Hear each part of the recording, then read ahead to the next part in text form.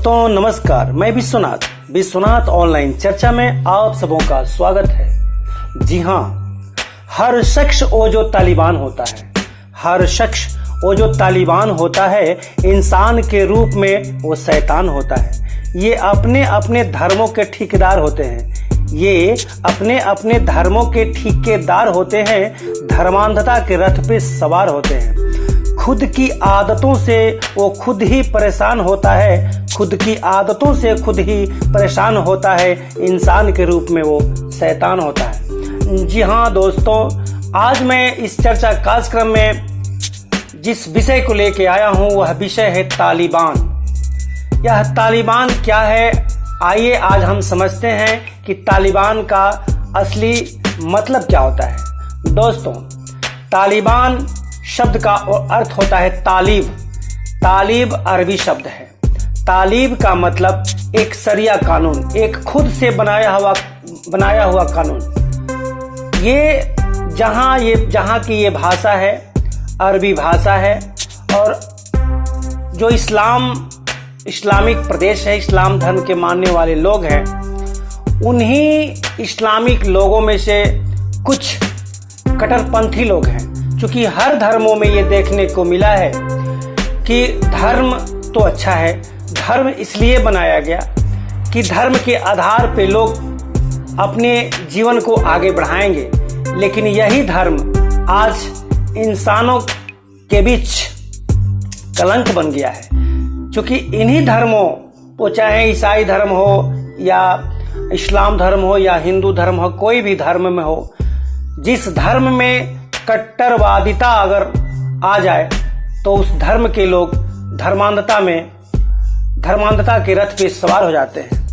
क्योंकि दोस्तों, उसी तरह से ये तालिबान जो है इस्लामिक प्रदेशों में से, वो जो अफगानिस्तान होता है, अफगानिस्तान में पश्तो करके कुछ जातियां होती है, वहां पे अफगानिस्तान में उनकी संख्या लगभग 50% से ऊपर है।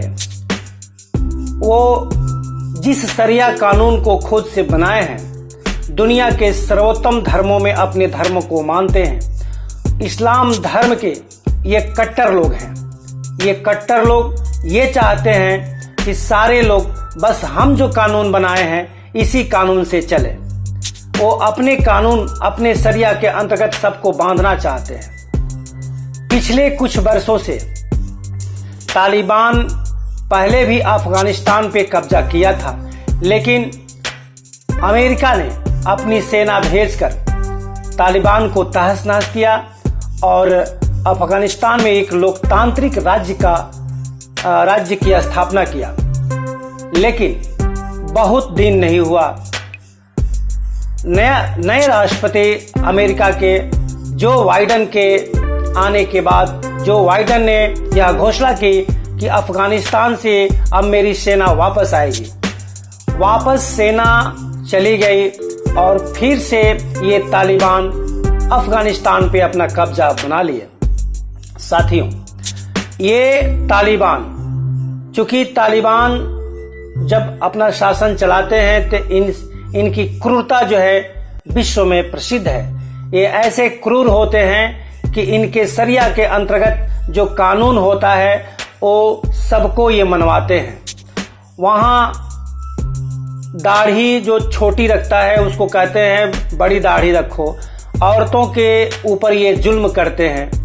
ये विश्व इसको जानता है, लेकिन फिर भी विश्व आज आंख बंद करके चुप देखता है तालिबान में, अफगानिस्तान में फंसे हुए अफगानियों को, अफगान में रहने वाले दूसरे देशों के लोगों को।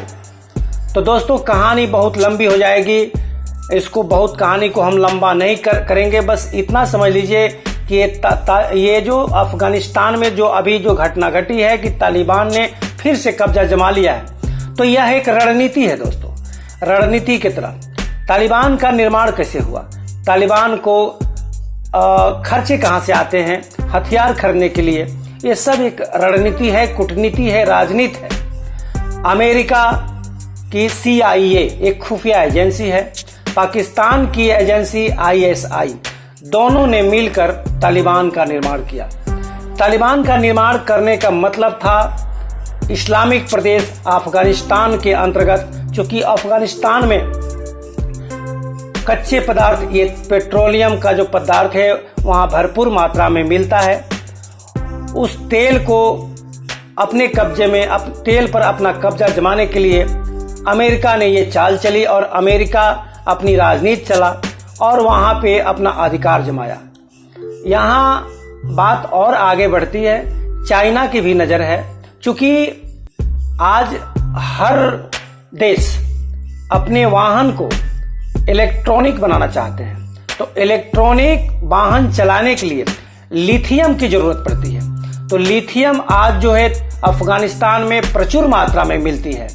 तो चाहे चाइना हो या रसिया हो या अमेरिका हो, सबकी नजर अफगानिस्तान के लिथियम पर है। उस लिथियम को प्राप्त करने के लिए वहां पे ये राजनीतिक चालें चली जा रही है। तो वहां अब तो अब चूंकि तालिबान ने ये घोषणा किया है कि तालिबान अब ठीक हो गया है, तालिबान अब क्रूरता अपनी नहीं दिखाएगा, तालिबान हर देशों से अपना संबंध अच्छा रखेगा, लेकिन दुनिया जानती है कि तालिबान कितना क्रूर होता है। आज अफगानिस्तान में तालिबान शासन आ जाने के बाद, तालिबानियों को अफगानिस्तान पर कब्जा करने के बाद, ऐसा नहीं है, भारत में भी एक डर पैदा हो ही गया है। क्योंकि कारण है, अफगानिस्तान में ये तालिबान जो है इस्लामिक शरिया कानून के ये प्रणेता होते हैं, अपने को शरिया कानून के अनुसार चलाते हैं और ये हो सकता है आगे हिंदुस्तान में रहने वाले मुस्लिम छात्रों को, मुस्लिम लड़कों को ये